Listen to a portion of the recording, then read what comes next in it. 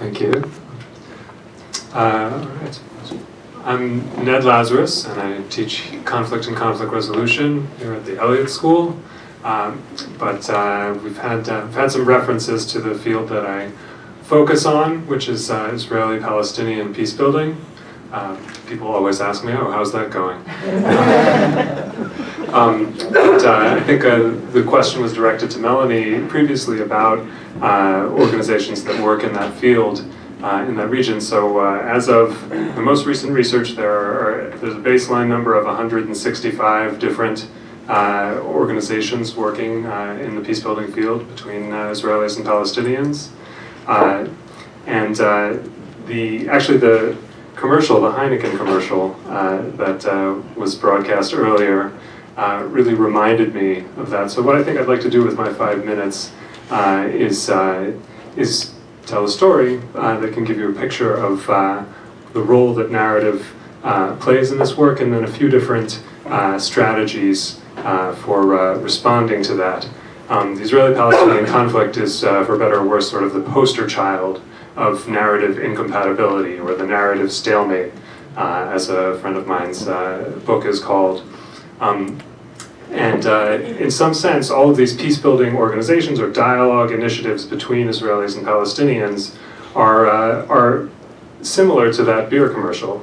The beer commercial where they took people who they know their opinions are fundamentally incompatible, deeply opposed on issues of identity, of values, on very profound fundamental differences, and try to create a context in which they can talk productively about that and build a relationship while acknowledging those differences. So all of my different 165 organizations I'm speaking about are in some sense variations of that experiment.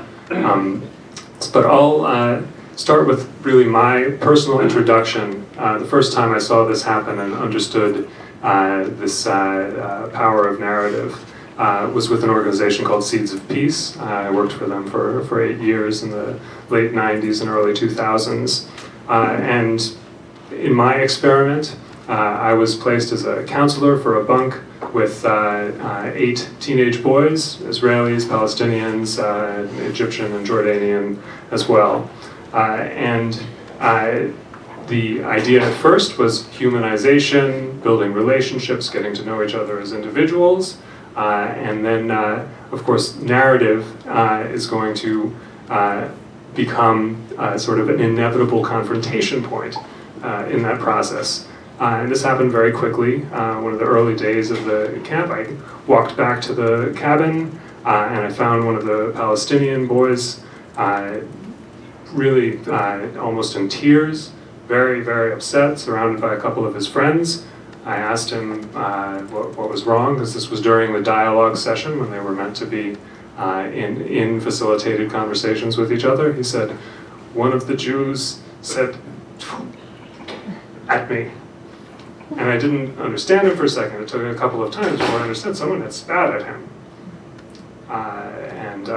I was shocked. I was new to this, but I was shocked. What kind of person would come to a peace camp and behave this way? And I just felt the anger and the humiliation that this boy must feel, having gone through checkpoints, gone through the border, gone through all the searches and everything he has to get through to come and talk to Israelis and make peace, and someone is treating him like this.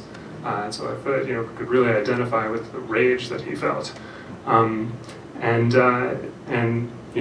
Lo and behold, I looked over, and about 20 feet away was an Israeli boy from our bunk, basically purple, again, very, very emotionally intense, with some friends around him. And I've assumed that this was the guilty party, and walked over, still feeling that this, the anger at what had been done. I said, what happened? What did you do? And he stammered, and he said, it was tough for him to get it out.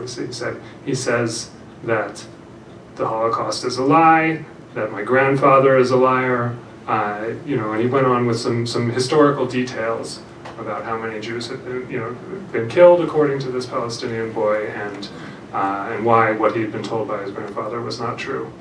And it was, at that moment, you know, is that 5 minutes? I'm not doing a good job.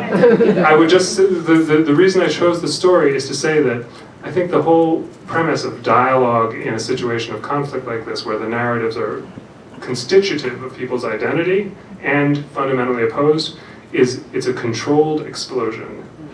It's wandering through a minefield where you know you have to detonate these things, and you want to do it in a way where you can build relationships. I'll just, if it's okay, just say that what happened afterwards was that some older boys who'd been through this dialogue process previously then calmed down these two and set up a continuation of the conversation. And within a few days, I saw the Palestinian boy walking around with some articles that the Israeli had downloaded from the internet for him to read about the Holocaust, and those two boys continued their dialogue afterwards. So I would say it's a controlled explosion and gradually setting off things in a minefield so that people can then walk through the field openly together.